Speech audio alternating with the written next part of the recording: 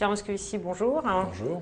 Vous êtes aujourd'hui une des pièces maîtresses du dispositif de campagne de François Hollande. Si les socialistes gagnent la présidentielle, certains vous prédisent Matignon, et pourtant, vous ne faites pas partie des fidèles historiques du candidat socialiste. À votre avis, qu'est-ce qui vous a plu, ou qu'est-ce qui lui a plu chez vous d'abord? On a une histoire compliquée, longue déjà, on se connaît depuis près de 30 ans. Et on a eu des phases de très grande proximité. Par exemple, on donnait des cours à Sciences Po dans les années 80, on a même écrit un livre ensemble. Et puis ensuite, sans jamais s'opposer, on s'est un peu éloigné, mais sans se perdre de vue.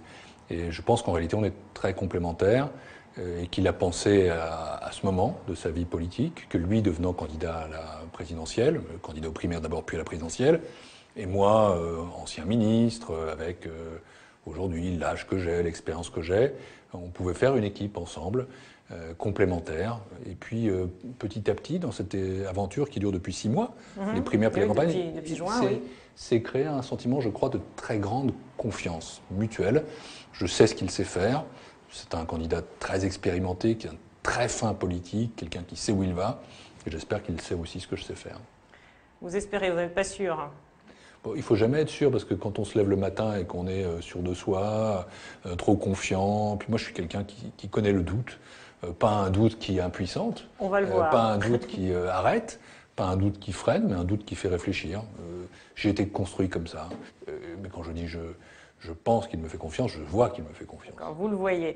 Donc vous disiez on est complémentaires, juste si vous deviez vous définir vous en un mot et lui en un autre pour qu'on comprenne bien de quoi est faite cette complémentarité.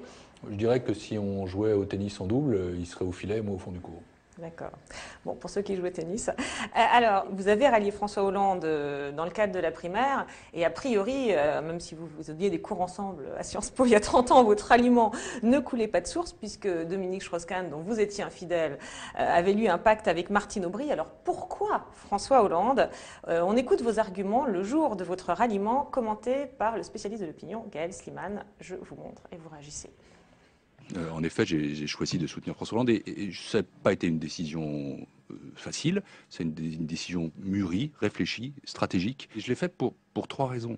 La première raison, c'est parce que c'est la cohérence réformiste. Tout de même, quand on examine les choses, quand on parle de l'engagement européen, quand on parle de l'attention portée à l'appareil productif, quand on parle du souci des finances publiques du pays, de la crédibilité économique, en même temps de la justice sociale, de la compétence fiscale, moi je me sens en phase avec François Hollande. La deuxième chose, c'est parce que j'ai eu le sentiment qu'il pouvait porter plus que les autres, une volonté de renouveler la politique. Enfin, la troisième chose, c'est que oui, il s'agit de battre Nicolas Sarkozy. J'ai l'impression que François Hollande est prêt. J'ai eu nouveaux et nombreux échanges avec lui. Je l'ai trouvé changé et prêt à diriger ce pays. Il développe pas mal d'arguments, c'est très bien organisé, il y a 3 points, très bien construits, etc. En même temps, on a l'impression que ça manque un peu d'enthousiasme quand même. Est-ce que c'est pas ça la caractéristique de Pierre Moscovici, finalement quelque chose d'un peu techno peut-être?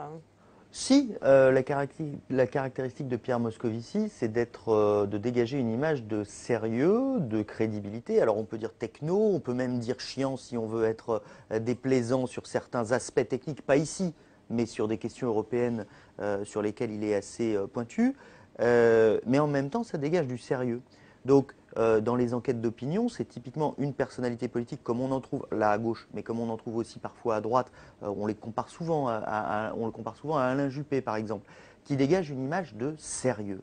On ne cherche pas à embrouiller les gens, on ne cherche pas à envoyer des rideaux de fumée ou à faire un pathos facile, ou déclarer sa flamme à François Hollande en expliquant que non, tout bien réfléchi, il adore François Hollande et c'est de tout cœur qu'il va le suivre. C'est pas ça. Oui, d'ailleurs on comprend qu'il dit que c'est pas ça, parce Non, qu'il mais dit il je le le dit. trouvais changé, parce que tout de même, il y a ce tout de même qui vient nuancer. On sent qu'il y va, mais que c'est pas l'amour fou non plus. C'est carré, c'est extrêmement carré. Vous avez noté que dans les 3 arguments, il y a un argument qui joue aussi pour Pierre Moscovici lui-même.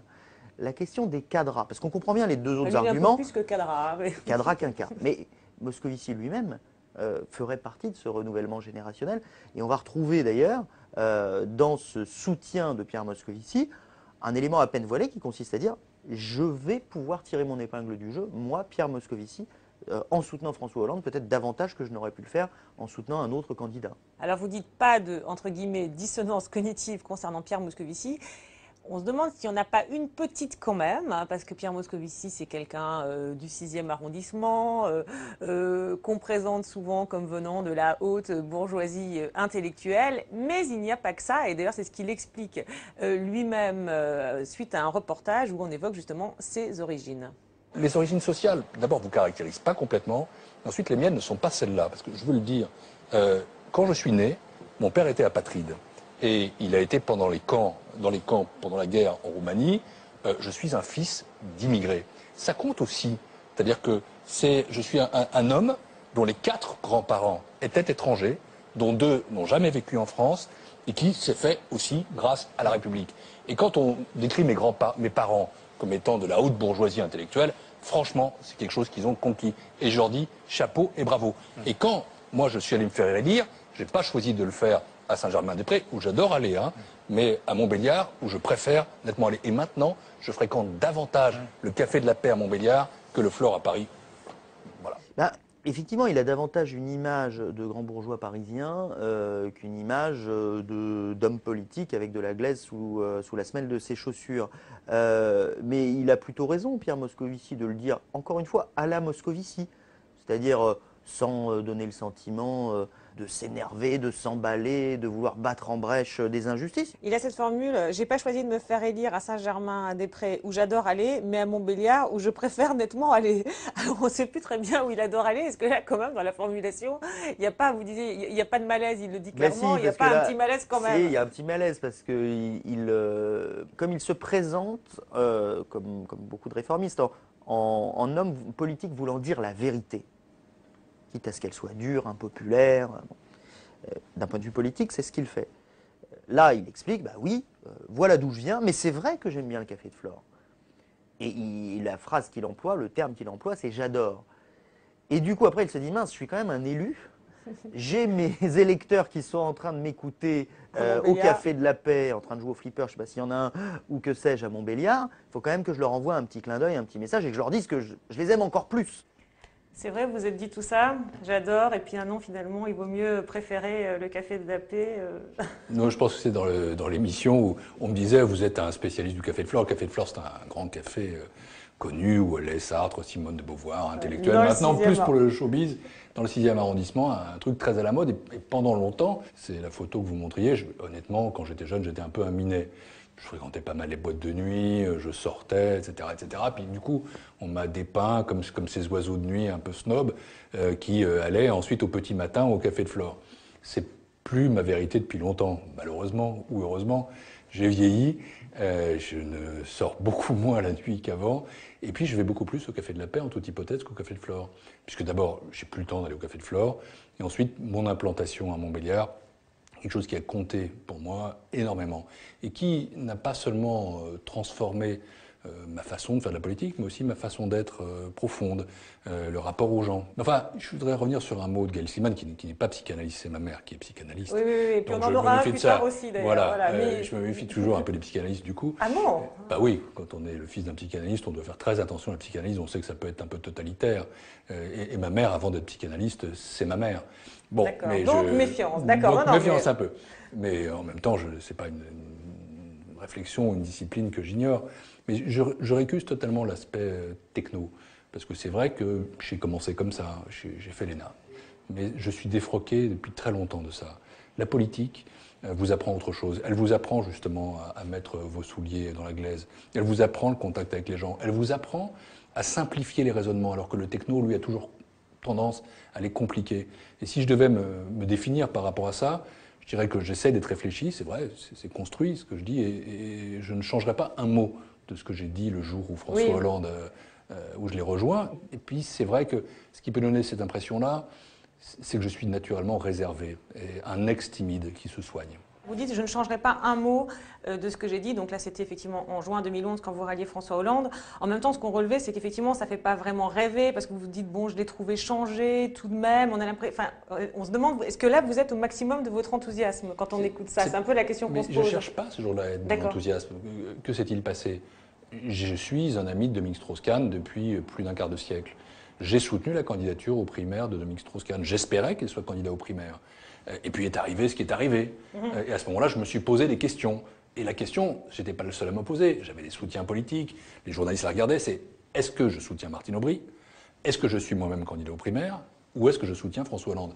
Et ce que j'ai voulu expliquer, ce jour-là, expliquer, c'est un mot important, à ceux qui m'écoutaient, c'est comment intellectuellement, le cheminement et politiquement m'a amené à soutenir François Hollande parce que je pensais qu'il était le mieux à même, un, de gagner cette primaire, et deux, de répondre aux problèmes du pays. Et voyez-vous, je suis persuadé que c'est comme ça que je lui ai apporté quelque chose. Ah bon?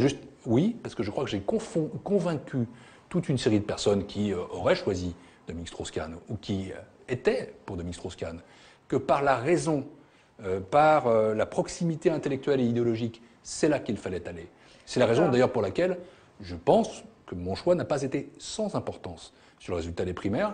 J'ai été à ce moment-là très convoité par les uns et par les autres. On y reviendra. On m'a fait des promesses extraordinaires. On y reviendra. Et j'ai pas écouté les promesses. J'ai écouté ce que me disait la raison politique. Quand vous dites je l'ai trouvé changé, ça paraît. Enfin, on se dit, quand on réécoute ça, on se dit bon, effectivement, il l'a trouvé changé à ce moment-là. Ça veut dire que tel qu'il était avant, il ne l'aurait pas suivi.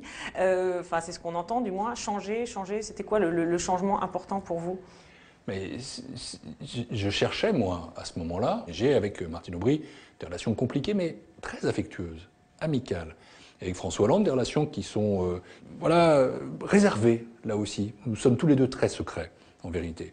Et donc, il n'y avait pas cette dimension-là. Mais en même temps, il me semblait qu'il était, lui, le mieux positionné. Mais changé en quoi? Et quand je l'ai vu, on s'est vu 6 fois, entre le moment où Dominique Strauss-Kahn a connu ce problème et mon choix dans les primaires. On a parlé de tout. J'ai trouvé qu'il avait pris la densité, j'ai trouvé qu'il avait pris la gravité, j'ai trouvé qu'il était à la hauteur de ce que doit être un président de la République, qu'il avait beaucoup réfléchi à sa campagne future, qu'il avait réfléchi à la fonction, qu'il s'était aussi dépouillé de certaines choses qu'on avait critiquées quand il était premier secrétaire, qu'il avait su prendre... Les petites blagues, l'humour, les pirouettes, le côté commentateur... Il y avait un peu tout ça, même si on ne se change jamais tout à fait, et heureusement, on reste toujours soi-même. Et puis surtout que... il n'était pas dans la synthèse molle, ce qu'on a pu lui reprocher, qu'il était capable de faire des choix anguleux. Et quand, par exemple, il fait toute sa campagne, ce qui, quand même, pour un candidat socialiste est unique, sur le thème oui, ça va être difficile, très difficile, il faut réduire la dette. Là, je me suis dit, cet homme-là, il est prêt à prendre des risques pour être candidat. Il a un positionnement juste, pour moi, qui est le positionnement réformiste. D'accord, donc Jean, je l'ai trouvé changé, il y a tout ça. Alors vous évoquiez aussi la question du renouvellement des générations, et ce que dit Gaël Stillman, c'est aussi une manière presque ouverte, dit-il, du moins il voit ça comme une manière ouverte de plaider pour vous. Pas seulement pour moi, mais aussi. C'est vrai que comme nous avons été écartés du pouvoir pendant 10 ans, ça a figé considérablement. Enfin, je suis le plus jeune ancien ministre de Lionel Jospin, parce que j'étais le plus jeune en 97. J'avais 39 ans, c'est-à-dire que je vais en avoir 55. Alors, c'est pas seulement pour moi que je plaide, c'est même pas... parce qu'on va dire que vous êtes déjà ministre de Jospin, à la limite, oui, c'est même pas le renouvellement, on peut dire que c'est sans vous, non? J'étais à l'époque un ministre délégué, j'étais jeune, je ne crois pas avoir été marqué par cette période, même si j'y ai appris énormément. Vous pouvez encore, c'est ce que vous voulez dire. Mais tout le monde peut encore, en vérité, dans cette équipe-là, presque tout le monde. Mais il faut du renouveau. C'est qui peut plus? Bon, je ne veux pas jouer à ça, parce que j'évite systématiquement les petites phrases sur les camarades. Mais j'ai mes idées. Ce n'est pas un plaidoyer pro domo, je ne suis candidat à rien, même si j'espère que François Hollande, président de la République, et moi, directeur de campagne, je ne retournerai pas dans notre corps d'origine, où on s'est connu, la Cour des comptes. Mais au Café de la Paix à Montbéliard. Je retournerai toujours au Café de la Paix à Montbéliard. Mais ça ne me déplairait pas de participer à la direction du pays, à nouveau, sans doute. Alors, mais j'ai pas un plan de carrière. D'accord, d'accord. Alors, ce désir de renouvellement, c'est vrai que c'est quelque chose qui vous caractérise, notamment à un moment très important, du moins d'après ce qu'on a compris de votre vie, à un moment où beaucoup de choses ont basculé. Nous sommes en 2008 et là, le Parti socialiste cherche un successeur à François Hollande et vous annoncez votre désir de devenir premier secrétaire. Alors, pour ceux qui auraient des doutes sur la suite, je rappelle que c'est finalement Martine Aubry qui a été désignée. Mais quelques mois avant, rien n'est joué. On va revenir sur cet épisode commenté par le journaliste expert SPS, François Bazin. Technique du coup d'État, sa lecture du moment, entre messages subliminal et provoque, Pierre Moscovici en tout cas ne cache pas son ambition, devenir le futur patron du Parti socialiste. Je pense que c'est le temps pour la génération à laquelle j'appartiens de s'affirmer tranquillement en disant bon, nous, ces affaires-là, la présidentielle, on verra plus tard, c'est pas notre sujet. Notre sujet, c'est que le Parti socialiste se mette au boulot Une parole qu'il va prêcher dans toutes les fédérations socialistes. Empêcher les présidentiables de se déchirer, c'est son argument de vente, le sens de sa candidature. Marre aussi d'être l'éternel lieutenant. De Jospin d'abord, de Dominique Strauss-Kahn ensuite. Moscou s'émancipe parce qu'il pense aussi qu'il le vaut bien. Je sais pas, j'ai été au gouvernement avec Ségolène pendant 5 ans. Je me dis pas tous les matins en me levant que je me prosterne pas, quoi. Je me sens un homme libre. Voilà. Je me sens libre aussi par rapport à Bertrand et par rapport à Martine. Ce qui est marrant, ce qui est intéressant, c'est qu'il y a quelque chose qui est récurrent dans ce que raconte Pierre Moscovici quand il parle de lui, c'est le mot ma génération, émancipation, comme si à 50, quel âge il a, 53, 54 ans. C'était il y a 3 ans, il avait 50 seulement. À 50 ans, je rentre à la maison. Si je dois rentrer à la maison après 10 heures du soir, je rentrerai à la maison après 10 heures du soir. Papa, maman, tout ça est terminé. Comme s'il y avait un moment où il fallait montrer qu'il était grand. Et cet homme qui est finalement, quand on regarde les parcours des uns et des autres depuis très longtemps dans le circuit politique, moi je l'ai connu à partir des années 80, donc finalement il est presque rentré dans l'appareil du Parti Socialiste avant quelqu'un comme Martine Aubry, ou presque même un peu avant Hollande, je parle de l'appareil, avait toujours ce complexe ou je ne suis pas dans l'ombre et j'en ai marre des grands anciens qui m'écrasent et qui me font travailler mais qui ne me récompensent pas suffisamment. Et c'est là, c'est Moscovici, il est toujours là. Il a quand même toujours été servi. Enfin, il a toujours joué un rôle surtout dans les années Jospin, quand Jospin était premier secrétaire. Après, quand il était Premier ministre, il a toujours été là, mais jamais encore au premier rang. Et je pense que les gens avec qui il a travaillé l'ont toujours regardé un peu comme le petit Pierre. Le petit Pierre à qui on peut tout demander, qui sait faire des notes, qui s'exprime bien, qui est techniquement au point. Qui a du talent, mais ça reste toujours un peu petit Pierre. Alors là, c'est vrai il a l'air bien parti pour, en tout cas, être candidat au poste de premier secrétaire.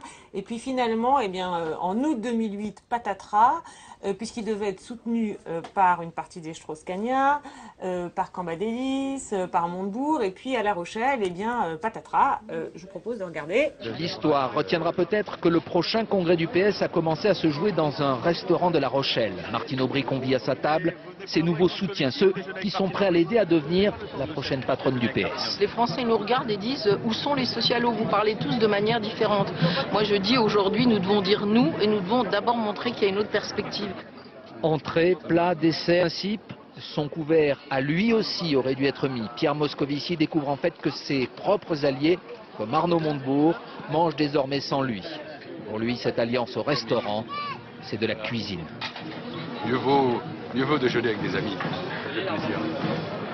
Alors dans le reportage, on cite Arnaud Montebourg, mais il y a aussi Jean-Christophe Cambadélis. Qu'est-ce qui s'est passé là en coulisses à La Rochelle? C'est la suite de ce que on disait tout à l'heure. C'est les grands l'ont pas choisi. Les Strauss, Fabius, puisque c'est eux qui font ce qui deviendra le pacte de Marrakech, ont choisi quelqu'un d'autre. Ils ont choisi de propulser Martine Aubry au poste de premier secrétaire.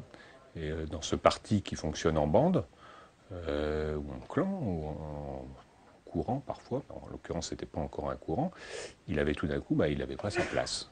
Je l'ai rarement vu aussi mal à l'aise et aussi malheureux. Et en même temps, c'est peut-être là où il a cette émancipation dont il parlait tout à l'heure et qu'il attend aussi fortement. Finalement, c'est les autres qui lui ont obligé à ça. Ils l'ont mis dehors. Il n'était pas de la bande. Voilà, alors il le dit brutalement, ils vous ont mis dehors, il n'était pas de la bande, vous l'aviez... Non, c'est pas tout à fait exact. Hein. D'accord. Je connais le talent narratif de François Bazin, sa gentillesse coutumière. Mais c'est pas comme vous ça trouvez que les c'est choses méchant ce qu'il dit? Non, mais c'est du François Bazin. D'accord. On se connaît depuis longtemps, effectivement. Mais c'est pas comme ça que les choses se sont passées. J'avais ma place dans la bande. Martine Aubry m'avait proposé d'être numéro 2 du parti, Dominique Strauss-Kahn m'y poussait, Laurent Fabius y était prêt, les Strauss-Kahniens étaient avec moi. C'est moi qui n'ai pas voulu. Je n'ai pas voulu être de cette bande. Quand on a créé ce pôle reconstructeur, on était encore dans les lendemains du référendum sur l'Europe, on avait eu la défaite de 2007. Ça ne me paraissait pas être justement un pacte de renouveau ou un pacte de cohérence. Et donc je ne voulais pas en être. C'est pas qu'il m'avait viré, c'est moi qui ne voulais pas. D'accord. Alors après, ce qui est indéniable, c'est que par ailleurs, il y a eu des trahisons de gens qui étaient avec moi. On souriait de voir Arnaud Montebourg ou Jean-Christophe Cambadélis qui, la veille, disaient que j'étais formidable et qu'ils allaient être avec moi. J'ai été un peu poignardé. D'accord, Bon, oui, quand même. Quand mais même. oui, mais pas parce qu'ils ne voulaient pas de moi. Parce que moi, je n'avais pas accepté les codes. Je n'avais pas accepté les clans. Parce que j'avais voulu, moi, qu'il y ait un vrai renouveau réformiste dans ce Alors, parti. juste pour qu'on comprenne, parce que du coup, Je n'ai ce pas accepté retournement qui a quand même propulsé Martine Aubry, et donc c'est important pour la suite de Mais l'histoire. je n'en étais pas. Donc eux, vous dites la veille au soir, donc à La Rochelle, ils vous soutiennent. Oui. Le lendemain matin, ils rejoignent Martine Aubry, et vous, ils vous ont dit quoi entre les deux pendant la nuit? Rien. C'est simple. Ça a été un mauvais coup. D'accord, donc il y a quand même eu ça. Oui, mais je veux dire, quand l'idée c'est ils n'ont pas voulu lui, non, c'est moi qui n'ai pas voulu jouer ce jeu. D'accord, ok. Eux se sont et eux, vous n'avez pas voulu les suivre. Comme je n'ai pas voulu jouer ce jeu, mais vous savez, après, les choses ne se sont pas passées exactement comme ça, ou comme ils l'espéraient. Bon, bien sûr, il y a eu la prise du Parti socialiste dans des conditions compliquées, on s'en souvient peut-être. Oui, avec Ségolène Royal, ça n'a pas grande match importance. très difficile. Mais au moment des primaires, je n'ai toujours pas voulu jouer ce jeu. J'ai choisi autre chose et j'ai pesé. Parce que là où François Bazin a raison, si vous voulez, on pense toujours à la fameuse phrase « qui ne te tue pas te rend plus fort ». Ce jour-là, sur le port de La Rochelle, tout le monde dit, les médias, etc., il y a un cadavre, c'était le mien, mais il ne m'avait pas tout à fait achevé. Aujourd'hui, je suis le directeur de campagne de François Hollande. Oui, sauf que la question que ça peut poser concerne vos relations avec Dominique Strauss-Kahn, puisqu'on imagine que derrière ça, ce soutien ou non des Strauss-Kahniens à votre candidature, mais il y avait Dominique Strauss-Kahn qui tirait les ficelles depuis Washington, et donc finalement, dont vous étiez très proche, donc c'est lui qui vous a un peu lâché, non? Qu'est-ce qui s'est passé à ce moment-là avec lui? Écoutez, en tout cas, la seule chose qui m'a fait mal là-dedans, c'est pas ces images, parce que contrairement à ce que dit François Bazin, ça fait longtemps que le petit Pierre... Avec Petit Pierre, ça vous a énervé? Non, pas du tout, mais c'est une rhétorique qu'il faut savoir renouveler, parce que c'est vrai que je connais l'âge que j'ai, je connais l'âge que j'avais déjà, je sais ce que j'ai fait, et on ne peut pas être le Petit Pierre à 53 ans, ou 54 ans, ou 50 ans, c'est fini.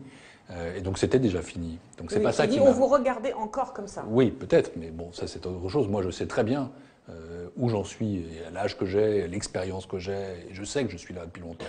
Mais donc c'est pas cette scène qui m'a blessé, c'est une scène ordinaire de la mesquinerie politique. Ce qui m'a blessé, c'est autre chose. C'était mon rapport avec Dominique Strauss-Kahn, un rapport de mentor pour le coup. Lui m'a connu comme le Petit Pierre. C'est lui qui m'a fait venir au Parti socialiste. Et j'ai été son étudiant. Quand il était un jeune prof, il devait avoir 33 ans, je devais en avoir 24. Et puis pendant 25 ans, toutes les semaines, on s'est vus toutes les semaines, on a passé les vacances ensemble, on avait des relations intimes. Et c'est lui qui, à un moment donné, a décidé, Jean-Christophe Cambadélis et d'autres n'ayant été que les instruments de ça, que non, c'est pas comme ça que ça devait se passer. Et ça a marqué entre nous un éloignement personnel et politique, mais d'abord personnel, qui, c'est vrai, je l'avoue, parce qu'il ne faut pas faire semblant de ne pas avoir d'affect ou de ne pas avoir d'amis, m'a fait de la peine, oui, mais on s'en remet. D'accord, oui, on s'en remet. Donc en fait finalement. Et on passe à autre chose. D'accord. Oui, ne vous inquiétez pas, on va passer à autre chose nous aussi. Mais non, donc avant tout. je suis passé à autre chose. Vous êtes passé à autre chose. Nous aussi, d'accord. Mais là, ça a été en fait la vraie rupture avec Dominique Strauss-Kahn. Ça a été à ce moment-là, alors, si on comprend bien. Ça a été un éloignement personnel, indéniable. D'ailleurs, pendant 2 ans, nous qui nous fréquentions, nous parlions tout le temps, nous qui avions, pour le coup, ce lien d'intimité très fort, et aussi de ma part une reconnaissance que d'ailleurs je n'abandonne pas, parce que je sais que c'est lui qui m'a mis le pied à l'étrier. Enfin, en même temps, les comptes sont soldés. Tout à coup, voilà, on ne se parle plus. Pendant 2 ans, on ne se parle pas. Ah bon, vous ne parliez plus du... Non, pas un texto. Ah bon? Non. De 2008 à 2010, jusqu'à ce qu'ils veulent revenir à Paris. Rien. Pas un texto, pas un SMS, c'est la même chose. Pas un mail, pas un coup de fil. Rien, de rien, de rien. Si, il m'a invité à son anniversaire quand il a eu 60 ans. Ça devait être en 2009. Et c'est vous qui étiez à l'origine de ça, ou c'était lui?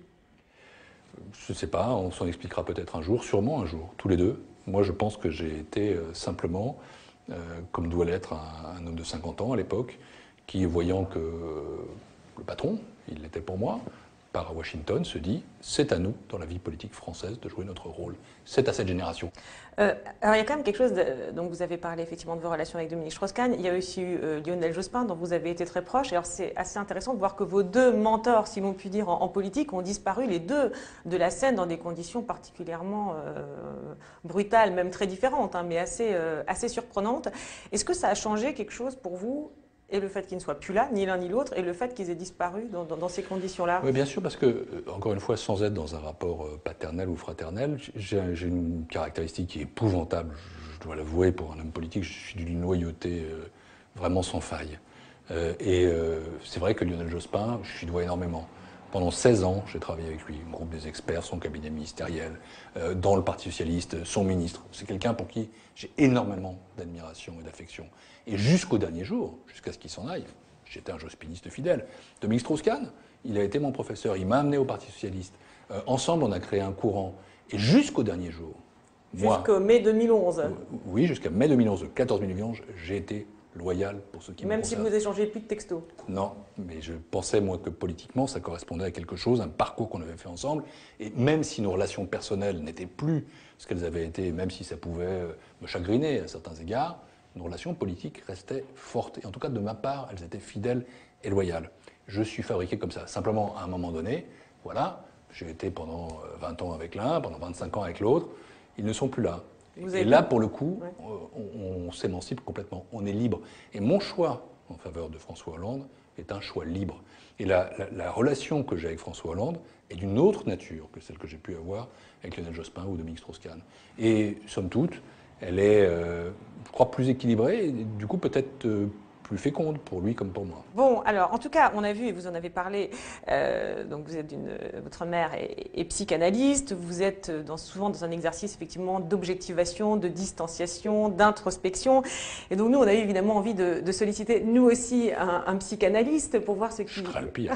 Bah, écoutez, vous êtes bien placé pour savoir. On recommence par une analyse de ce qui s'est passé en 2008 et puis on passe à 2011. En politique, c'est important l'affectivité. On a des amis, des vrais amis. Si on n'a pas d'affectivité, on ne fait pas de politique non plus. Mais on ne peut pas vivre que d'affectivité. Moi, je peux tout à fait me retrouver demain au Bureau national. Je vais me retrouver au Bureau national avec Arnaud Montebourg, avec Jean-Christophe Cambadélis. On ne doit pas rester enquisté dans un moment désagréable. Ce qui a retenu mon attention, c'est l'importance qu'il donne à l'affectivité. Absolument. D'autant que son personnage public donne plutôt en général l'impression justement d'une retenue. Le fait qu'il mette ça en avant laisse entendre que derrière cette tentation de l'objectivité, cette tentation de se montrer serein, il y a un petit côté Fabius aussi dans cette façon de faire, il y a quand même un petit cœur qui bat. On est obligé de vous demander, Pierre Moscovici, si vous allez aller aux primaires, parce que c'est une grande question pour ceux qui sont proches de Dominique Strauss-Kahn. La réponse est simple, oui ou non. Enfin, c'est un... Question, c'est j'y pense, bien sûr, évidemment. J'y songe, c'est pas une réponse. Alors, je vous réponds la chose suivante. J'y suis prêt. C'est pas quelque chose qui m'effraie. Et d'un certain point de vue, j'en ai envie. En même temps, je n'ai pas envie d'ajouter je ne sais quelle confusion à la division. Donc, pardonnez-moi, c'est le 28 juin qu'on se prononce. Jusque-là, je vais réfléchir, consulter, voir. Mais oui, je m'en suis capable. Et oui, j'en ai envie. Voilà, oui, je m'en suis capable. Je m'en suis capable. Voilà, et j'en ai envie. Finalement, il n'ira pas. Hein, il ralliera François Hollande. Mais là, sur la manière dont il l'exprime, est-ce que vous le trouvez toujours aussi au clair? Non, je ne le trouve pas aussi clair et je le trouve beaucoup plus véhément. Ah bon? Beaucoup plus énervé, cherchant à convaincre. Et comme souvent, quand les hommes politiques haussent le ton, c'est que d'abord ils cherchent à se convaincre eux-mêmes. Il a quand même été très proche de DSK. Il a aussi sûrement, je ne vois pas comment ça pourrait être autrement, le sentiment qu'il a été trahi. Mais que cette fois la trahison, c'est pas une trahison personnelle, c'est une trahison qui a une ampleur beaucoup plus grande. Donc le moment est un moment de trouble. Mais on sent bien, enfin moi quand je l'entends Renard répondre à Guillaume Durand, on sent bien qu'il est profondément affecté. Alors, ce qui est frappant, c'est que contrairement à d'autres, comme Manuel Valls, qui lui aussi avait rallié Dominique Strauss-Kahn et qui finalement a été candidat à la primaire, lui n'y a pas été. Et donc, l'impression que ça peut donner, c'est finalement souvent candidat et finalement beaucoup de renoncements. Oui, il donne cette impression, ce qui n'est pas forcément un défaut d'ailleurs, d'être capable de renoncer quand on sait que ce qu'on va faire est totalement vain et inutile. Mais c'est vrai que ça peut apparaître comme, disons, une façon de ne pas se risquer jusqu'au bout et de ne pas risquer de semer le trouble. Ce qui, d'un certain côté, est rassurant parce que ça donne l'impression d'un homme politique qui n'aime pas les extrêmes et qui sera un homme politique mesuré. Mais d'un autre côté, c'est pas enthousiasmant. Ça ne crée aucun élan derrière lui parce qu'on se dit mais bon, à quel moment il prend des risques. Voilà. On se demande à quel moment vous prenez des risques. Quand j'ai soutenu François Hollande, je crois que j'ai pris un risque. Ça m'est arrivé très souvent. Mais en réalité, là, en revoyant l'image de l'émission avec Michel Onfray, je vois à quel point les psychanalystes sont quand même parfois des gens malins. Parce que probablement, je vais dire inconsciemment, mais pas tout à fait inconsciemment, je suis très partagé. Oui, on est juste avant votre ralliement, quelques jours avant votre ralliement à François Hollande. Je sais que je ne peux pas être candidat. Je le sais. Et je sais que je ne dois pas l'être.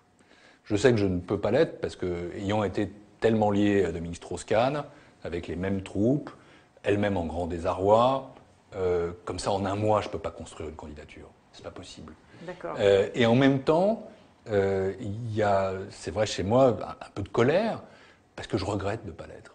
Je pense que je suis prêt, en effet. Ah, et oui, l'élément, c'est ça. Alors. Je n'utiliserai pas ce mot-là, mais c'est vrai qu'il y a ce tiraillement. Et par ailleurs, je sais aussi que je ne dois pas l'être. Parce que je crois que j'aurais apporté davantage de désordre que d'ordre. En tout cas, là, vous entretenez le suspense, en tout cas. Oui, parce que c'est important.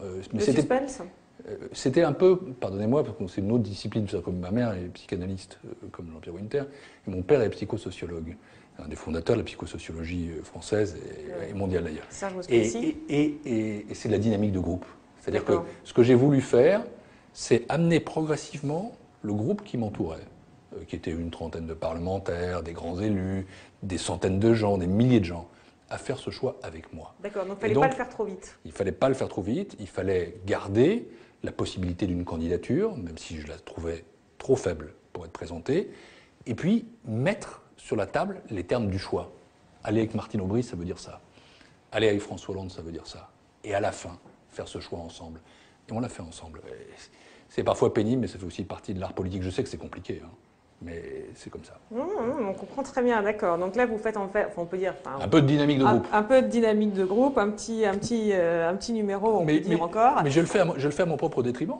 Oui, parce qu'on dit après, voilà, il ne prend pas de risque, il hésite. Puis surtout parce que c'est vrai, je suis sûrement frustré à ce moment-là. Je m'y serais bien vu quand même. Alors, il a dit autre chose, il disait oui, finalement, on voit que derrière l'image techno, décidément, ça vous déplaisait au début de l'émission, je sens que ça va vous redéplaire là. Bon, il y a un petit cœur. Il n'a pas dit techno, non, il a dit réservé. Il a dit réservé. Ça me va mieux. Ça vous va mieux. Je crois que c'est plus vrai. Mais ils sont malins, les psychanalystes. Ils sont plus malins que les sondeurs, alors vous trouvez. Non, mais ils n'ont pas la même grille de lecture. Il dit il y a un petit cœur qui bat, c'est ce que ça montre et finalement c'est positif. Et c'est vrai que ce côté, derrière le côté réservé, il y a un petit cœur qui bat, c'est pas forcément ce qui passe devant l'opinion. Est-ce que vous pensez que c'est gênant pour vous? Est-ce que vous pensez que ça peut être un handicap pour la suite? Je ne suis jamais dans la construction artificielle d'une personnalité. Les gens qui me voient là, ceux qui me voient vous parler, ils me voient avec, je ne veux pas faire comme Montaigne, mais avec mes qualités, avec mes défauts. Je n'ai pas l'intention de changer. Je n'ai pas l'intention de me travestir. Je ne suis pas en train de chercher à dissimuler une personnalité ou à me construire artificiellement une autre personnalité. Je suis ce que je suis. Et ça m'amènera où ça doit m'amener, j'espère à la victoire. Ensuite, on verra bien, ce sera le choix de François Hollande, que de se dire qu'est-ce que je peux faire de cet homme, de quoi est-il capable, en quoi m'est-il utile. Je serai disponible pour ça, bien sûr. Je dirais pour à peu près n'importe quoi. parce que je crois avoir D'accord, certaines mais là, capacités. vous parlez de vos compétences, etc. On sait Non. bien que souvent, dans les choix, il y a aussi des dimensions voilà, de popularité, de people, de machin, Je de n'ai- mise en je- scène, je de, n'ai- de mise en scène de sa famille, etc., etc. Vous, c'est vrai que bon, vous êtes célibataire, vous n'avez pas d'enfant, vous ne pouvez pas jouer cette carte-là. Est-ce que vous ne vous dites pas que là, il y a un handicap peut-être en termes d'image, de popularité potentielle? Peut-être, mais je n'ai jamais rien voulu faire dans ma vie privée qui soit fait pour servir ou promouvoir une image ou une carrière. Je déteste exposer ma vie. Je déteste être pris en photo par tel ou tel Vous paparazzi. avez été d'ailleurs pris en photo dans la presse People. C'est un moment que j'ai détesté, parce que ça me regarde. Et Bon, c'est tout ouais. ça, je veux dire, je ne veux pas apparaître comme un type trop austère, c'est pas le cas. Mais en tout cas, je ne veux pas me mettre en scène, je ne ferai rien, je ne sacrifierai rien de mon intimité pour une étape de plus dans une carrière. Même si ça doit vous empêcher de... Arrivera ce qui arrivera. Alors, pour terminer... J'ai la vague idée, Ouais. mais c'est une conception sans Ouais, doute un ouais, peu ringarde, vas-y. pour parler de compétences, etc., qu'au final, C'est ça qui c'est fait ça la qui me différence. prenait. Et qu'en plus, les gens, derrière ce qu'ils voient de vous, techno, réservé ou ceci, cela, ils arrivent à voir le petit cœur qui D'accord. bat. Bah, écoutez, on verra J'espère. si cette émission les aide à le voir, ou du moins s'ils en voient. Alors, vous avez parlé de la manière dont vous avez emmené, et ça a été un moment effectivement très important, et puis c'est ce qui a peut-être aussi permis à François Hollande de remporter la primaire face à Aubry, hein, ce match qu'il y a oui. eu pour effectivement rallier les Strauss-Kahniens. Que s'est-il passé en coulisses? Vous l'avez un petit peu évoqué, mais ça a été raconté notamment dans un documentaire diffusé sur Canal+. Je voulais vous en montrer un petit extrait, parce qu'il y a des épisodes assez intéressants. Dans la conquête des Strauss-Kahniens, il reste une pièce maîtresse. Pierre Moscovici. Il a avec lui plusieurs milliers d'élus. François Hollande, qui rassemble les élus sur le terrain, serait sur le point de le convaincre.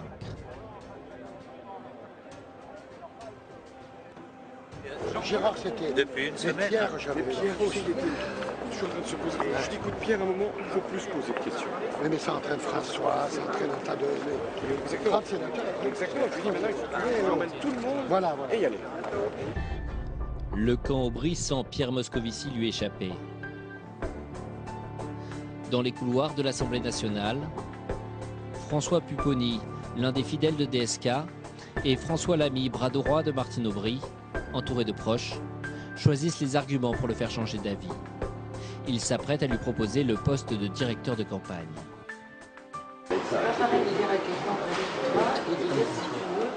Ouais, je lui ai dit. Ça se joue dans la journée. On a envie que tu en sois. Est-ce qu'elle continue? Après, il accepte aujourd'hui. Non, attends, ça va pas avec tout le monde. C'est sur la tranche. Il va t'arriver la même chose que la dernière fois. Tu vas finir à la remorque. Ce qu'on voit, c'est que Pierre Moscovici va finalement vers celui qui lui promet rien. Puisque Martine Aubry a l'air de vouloir lui promettre un poste et que François Hollande lui promet rien et finalement il va vers lui. Oui.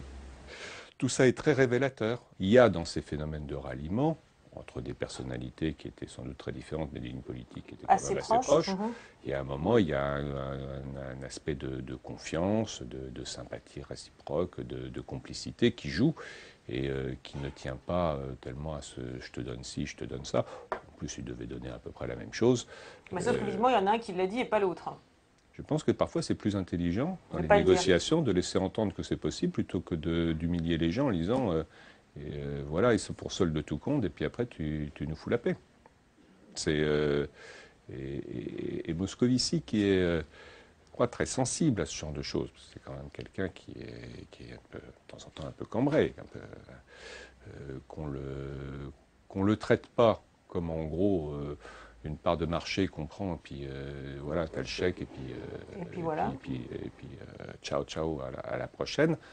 C'est quand même plus flatteur et plus valorisant de discuter avec un candidat auquel il se rallie, où on parle, sinon du fond, je pense qu'ils n'ont pas parlé énormément de fond, mais enfin, où il y a un rapport de collaboration. Hollande drague mieux qu'Aubry, si vous voyez ce que je veux dire. Voilà, alors nous on voit pas très bien ce que ça veut dire. Hollande drague mieux qu'Aubry, vous sans doute. J'avais pas vu cette scène, elle me faisait sourire. Enfin la scène là où ils sont en train de discuter sur qu'est-ce ce qu'on qui va va lui m'arriver, proposer. Et c'est vrai qu'il si tu choisis les autres, tu vas finir à la remorque comme la dernière fois. C'est vrai qu'ils me l'ont proposé, mais je crois que l'analyse de François Bazin est très juste. Je suis un peu cambré. C'est quoi un peu cambré parce que Ça veut dire que, comme tout le monde, j'ai besoin d'être respecté. Et je disais tout à l'heure, François Hollande a changé. On s'est vu 6 fois entre le moment où Dominique Strauss-Kahn a quitté la scène et puis les primaires. On n'a jamais parlé de poste. Jamais. On s'est plutôt sous-pesé. Et on a rétabli, dans ces 6 fois, ce lien de confiance que nous n'avions pas depuis quelques années, que nous n'avions plus, que nous avions perdu parce qu'on s'était éloigné. Et ça, c'était très important pour moi. Alors que les autres, je sentais bien qu'ils voulaient me convaincre pour m'arrimer à eux. Ils disent avec un chèque, solde de tout. Et on n'a pas parlé. J'ai avec Martine Aubry, je l'ai dit, déjà des relations qui sont des relations amicales, sensibles. Mais on ne s'est pas parlé. Elle m'a parlé une fois, juste après le 14 mai, et puis jamais, jusqu'au dernier jour. Alors qu'avec François Hollande, il y a eu ce processus, je ne sais pas, c'est pas de la drague. François Hollande ne m'a jamais dit « tu vas être mon directeur de campagne ». Jamais. Et je ne lui ai jamais dit « je veux directeur de campagne ». Et je ne lui ai jamais dit « qu'est-ce qui se passera après si tu es élu ? Quel poste est-ce que j'aurai ?» Jamais. Et je trouve qu'en effet, c'est beaucoup plus à la hauteur de se respecter, de se traiter en adulte, consentant, que d'être dans la démarche un peu comme ça, mercantile, qui ne m'intéressait pas. Ce qu'on pourrait croire, effectivement, en disant comment voilà, on a fait, ce qui est souvent raconté dans la presse. C'est assez bien vu. Oui. Alors, on a bien compris les raisons de votre choix au mois de juin. Entre-temps, il y a eu la primaire. Donc, on va dire le résultat de la primaire vous a donné raison. Aujourd'hui, quand vous voyez la manière dont la campagne est menée, et peut-être aussi certains cafouillages qu'il y a pu y avoir, comme celui par exemple sur le quotient familial, où on a pu comprendre que tous les membres de l'équipe n'avaient pas tout à fait la même information, que peut-être François Hollande avait été un peu flou. Certains y ont vu le François Hollande d'avant, qui ne s'est pas forcément donné une ligne, etc. Est-ce que vous ne vous dites pas qu'il n'a pas forcément tant changé que ça? Non, pas du tout. Ah bon? Je pense que François Hollande, c'est quelqu'un que les Français apprennent à connaître. Et c'est quelqu'un qui, sous des dehors comme ça... il est d'ailleurs amusant, convivial, etc. Vous faites le geste circulaire aussi, oui, parfois. Et tout. Mais c'est quelqu'un qui, j'allais faire un autre geste, sait très bien où il va. Il a eu des idées extrêmement précises. Alors après... Voilà, par exemple, je prends l'exemple de cet exemple-là, par exemple. Mais lui, il savait très bien où il allait. Mais alors pourquoi les autres n'ont pas compris? Parce que, vous savez, moi, il y a une chose à laquelle je crois profondément. Dans un management humain, on peut être très désagréable. Ouais. Parce que vous qui êtes en dynamique de groupe, vous allez pouvoir nous expliquer pourquoi il n'a pas réussi. C'est pas ça. Il y a des gens qui ont parlé de décisions qui n'étaient pas prises et ils n'auraient pas dû le faire. D'accord. Bon. Mais ça, pour moi, ça a un nom. Michel Sapin, en l'occurrence. Non, je ne suis pas du tout dans le... J'essaie d'être bon camarade, non, mais bon copain. C'est moi qui essaye pour les téléspectateurs. Mais Jospin, vous avez renseigné une chose, je me souviens de son discours en 97, il faut reconnaître le droit à l'erreur. Alors vous alliez dire, là sur la dynamique de groupe, pardon, puis je vous ai coupé, vous alliez dire, vous disiez le mot donner des baffes. Vous alliez dire il ne faut pas donner ou il ne faut pas... Oui, parce que ça, je vous assure, ça se passait dans le bureau d'à côté, là. Évidemment, quand ce genre de truc arrive, on est emmerdé. Mais François Hollande, il a réagi de manière à la fois très sereine, très rapide et très gentille. C'est-à-dire, il ne s'est pas dit je vais sanctionner. Et pourquoi? Il n'y a pas eu de crime qui a été commis, une petite, une phrase en trop. Il faut après dire, il ne faut pas le refaire. Mais nous sommes tous des professionnels de la politique depuis longtemps.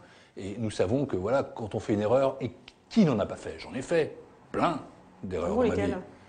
On en a vu quelques-unes. Je veux dire, je m'y suis pas toujours bien pris. En 2008, j'aurais quand même dû voir venir le coup. Je ne l'ai pas vu. C'est une grosse erreur. On n'y reprend pas 2 fois. Et on n'y a pas repris cette fois. Donc, si vous voulez, il faut toujours apprendre de ces erreurs. C'est très important. Et là, alors, pour la campagne de cette erreur... De cette erreur, ce que nous avons appris, c'est une chose très simple. C'est que personne ne doit rien annoncer avant le candidat. Que c'est lui qui donne le là. Mais bon, comme vous l'avez dit, les leçons ont été tirées. On va voir si elles le seront tout au long de la campagne. Merci beaucoup. Moi, il est presque rentré dans l'appareil du Parti Socialiste avec quelqu'un comme Martine Aubry, ou presque même un peu avant Hollande. Cette tentation de se montrer serein, il y a un petit côté Fabius aussi dans sa façon de faire. J'ai eu tout à l'heure. Un petit cœur qui bat.